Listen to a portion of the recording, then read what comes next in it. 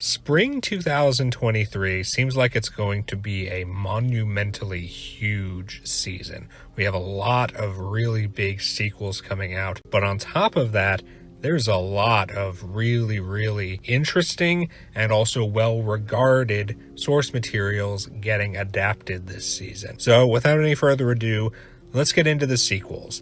Of course, we're going to start off with The Ancient Magus' Bride, Season 2, one that I've been looking forward to for a very long time. It has been 5 years since this show ended, and yes, we got the OVAs that came out about a year ago, but you know, they're all right, but they're not the same as getting another season, right? I've been looking forward to this for a long time. Of course, I recently did a video talking about Magus Bride and how much I enjoy it, so check that out if you haven't. This is definitely the thing I am looking forward to the most. I really want to see Chise and Elias's story continue. I'm curious how the new setting will change things up, hopefully for the better and not for the worse, but we'll just have to wait and see. This is something I've been anticipating for a long time, ever since those OVAs got announced, because of course, with the first season, we got the OVAs, and then we got the season right after. There was a little bit more of a gap between these more recent OVAs and this season, but still, really happy this is coming back. Definitely a thing I am looking forward to the most. But another thing I'm looking forward to a lot that's not too far behind Magus Bride is Dr. Stone Season 3. I really like Dr. Stone. I think it has a very interesting world, shows off a lot of cool, inventive things, and has a pretty solid cast of characters. What I like especially is that Senku, despite being very OP in terms of his abilities, isn't like a boring character. You know, it's very easy to have the OP kind of protagonist become dull and uninteresting. Senku very much so has a personality and has his flaws. Like, obviously he's not a strong character physically, but he's very smart, right? He's very inventive. He's the reason that the characters have all these things that they can make use of. But he has his shortcomings, and he does very much so rely on the other people around him, the cogs in his machine, so to speak. So I like him as a character. I like the supporting characters well enough. And I'm really curious to see, now that they're sort of moving away from where the main focus of the show has been, the main setting. The first 2 seasons were largely concentrated in this same general area, right? I'm curious now that they're going out and exploring what they're going to find, what characters they're going to meet, how the rest of the world has been since the big event froze everybody in stone. I'm really curious to see where it goes. I'm looking forward to this. Now, this is going to be split core. First half now, second half in fall, which is maybe a bit disappointing that there's going to be that break in between, but hey, it also means this is going to be effectively around a 24 episode season like season 1, rather than the, I think, 11 that season 2 was. So pluses and minuses, but really looking forward to this one as well.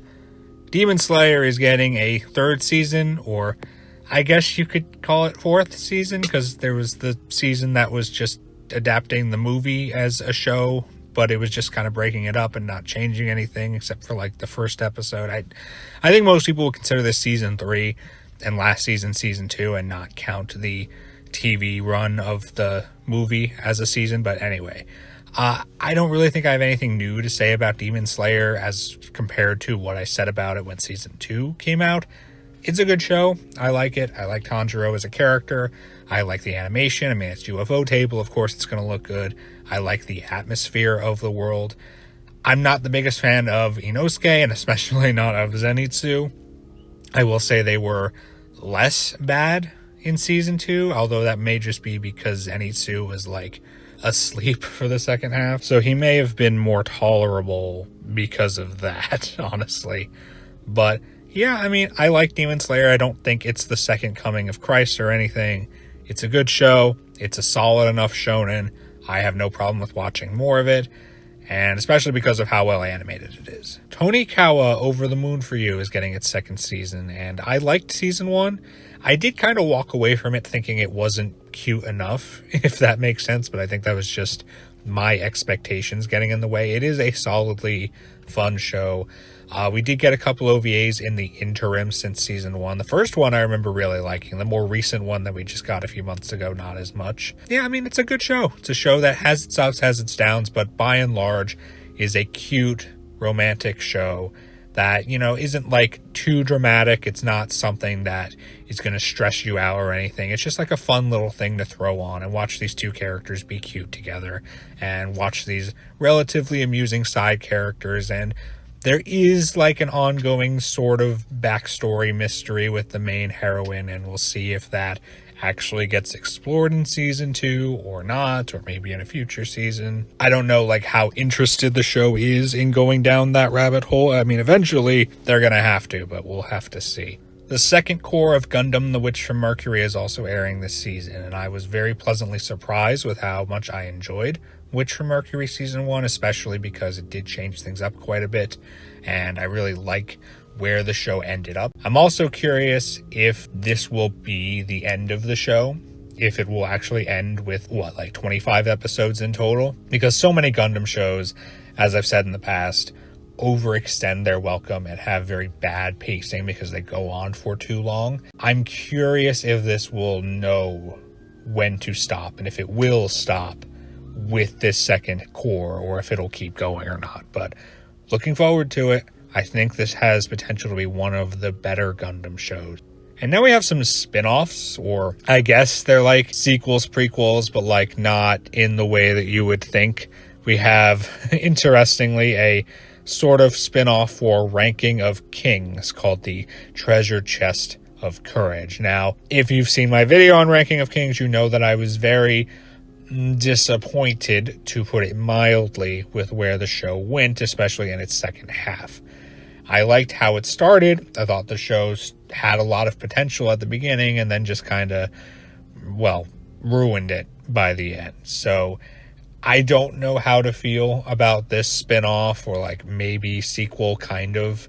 It seems like it would take place after where season 1 ended, but this, from what I understand, is not coming from the manga. This is like anime original, and it's just going to be like a short little thing, probably to take up time before season 2 comes out, whenever that might be. So I'm kind of apprehensive about this. I don't know if I'll like it or not. I hope this will be Ranking of Kings kind of getting back to form and doing some of the stuff I liked from the beginning, even if it is in a relatively self-contained, maybe not terribly impactful side story. But I don't know. I'll watch it. I'll try it. We'll see what happens. I just hope it won't crash and burn like the regular show did.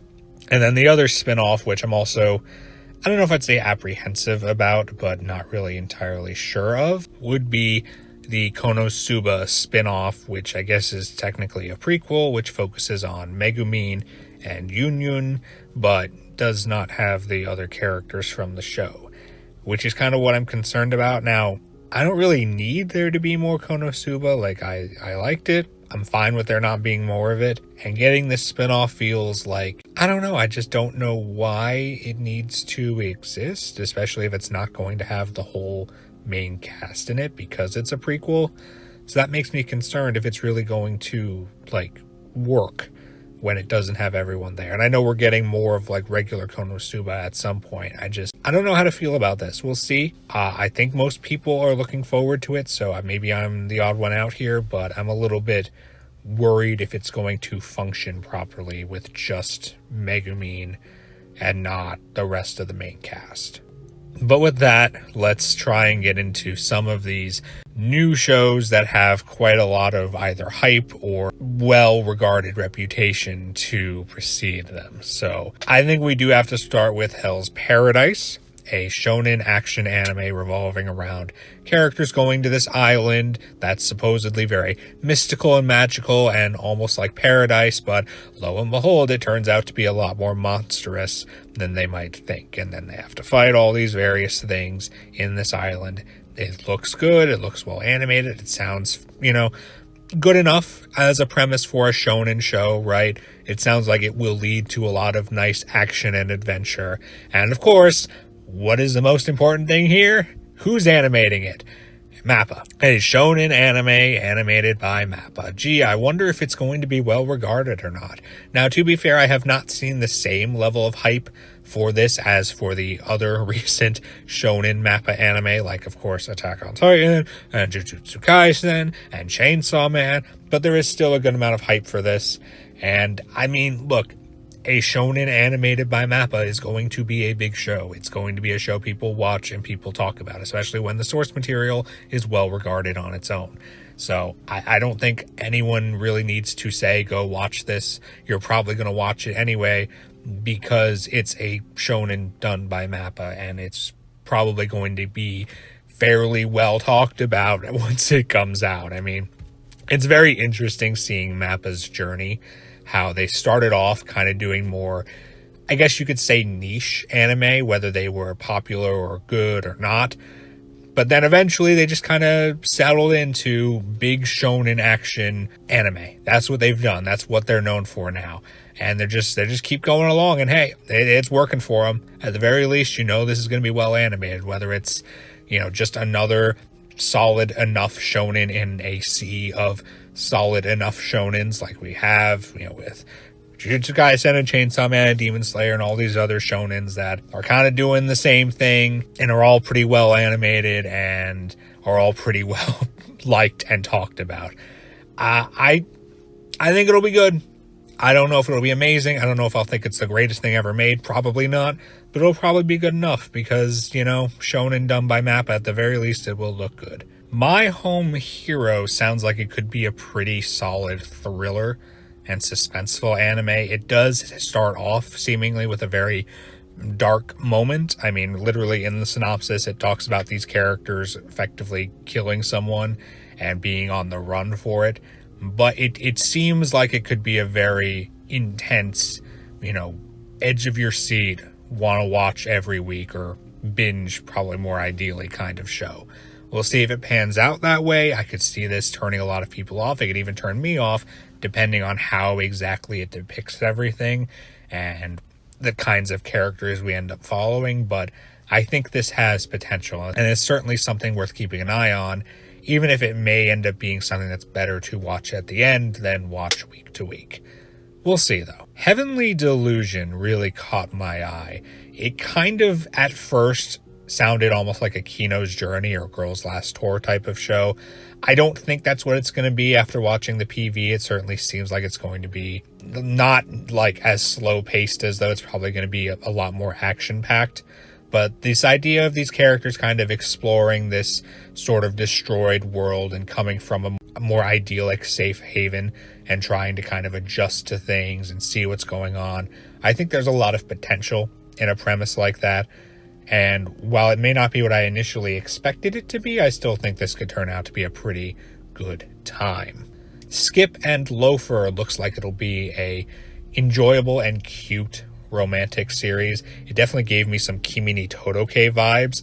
I don't think they're from the same creator or anything, but the art style definitely reminded me of that. And it looks very bright and colorful, and I would like to watch just a nice sort of chill romance that's not like, it doesn't come off as like more of a comedy than a romance. At least that's the vibe I've gotten. It seems like it would primarily still be a romance first and like a comedy second, unlike a lot of shows we've got recently, which are definitely comedy first and romance second. And it seems like, you know, as long as the characters have good chemistry and feel like they are working well together, I think this will be just a nice, chill romance to throw on. That's not too dramatic from what I can tell, although I guess if it ends up being like Kimi ni Todoke, it would end up getting kind of dramatic in the end. But, you know, we don't talk about season 2 of Kimi ni Todoke for a reason. Anyway, I think this has potential. It looks cute, and I hope it pans out that way. One show that I'm kind of putting here mostly because of its reputation and because of how advertised it is, and less because it necessarily sounds good from the get-go, is Oshi no Ko. Now, when you read this premise, this sounds stupid. I'm going to be honest. It really does. A doctor gets reincarnated after being killed into the unborn son of an idol who he really likes and treated recently. And basically learns, like, what the, you know, real life of an idol is from sort of the inside by being the son of this idol. It sounds dumb. It sounds really, really stupid, but apparently it's good. Source material is well regarded. It's got a good amount of hype going in it. It's something I've seen advertised a lot. I mean, None of that on its own means it'll be good, especially because it's an adaptation. You don't know how the adaptation will be, and it wouldn't be the first time that a show had a lot of hype and then didn't have a great adaptation. Looking at you, Lucifer and the Biscuit Hammer. But I gotta put it here, even if it doesn't grab me initially, I'm gonna try and put some trust in what people have been saying about it. So, it's something to keep an eye on, even if it's not something I would jump out to watch immediately. Definitely kind of a wait and see thing for me. And the final show I want to talk about is Insomniacs After School. This one looks like it could be a very fun time, mostly because of how beautiful the visuals look. It definitely could be pretty atmospheric based on the PV with these two characters, being insomniacs, spending time in an observatory, going around this city at night. And it definitely gives off a different kind of vibe to something like Call of the Night, which also tried to be, very atmospheric and make the night feel very warm and lively. This kind of makes it seem not lively, like being in a city at night and interacting with all these people and seeing what life at night is like. It definitely comes off more as a quiet, somber type of series, which I think it'll still evoke a similar feeling to Call of the Night, but I think it'll go in a different direction with it. This one has caught my eye quite a bit. I've seen it advertised for 6 months now or something. So of all the non-sequel new shows, this might be the one that I'm looking forward to the most, but we'll have to see. There's undoubtedly a lot of shows that I have skipped over because I wanted to narrow this down. There are other ones I thought about talking about and ultimately decided against. And just in general, there are shows that I just miss with every season, but it might be even worse this season compared to other seasons, given just how potentially stacked spring 2023 seems. So let me know what you think about these shows that I've talked about. Let me know what shows you think I should have talked about, because inevitably there's a lot that I should have mentioned. And just in general, let me know what your thoughts on the upcoming season are in the comments below. Like and subscribe if you enjoyed this video, and take care, everyone. I'll see you next time.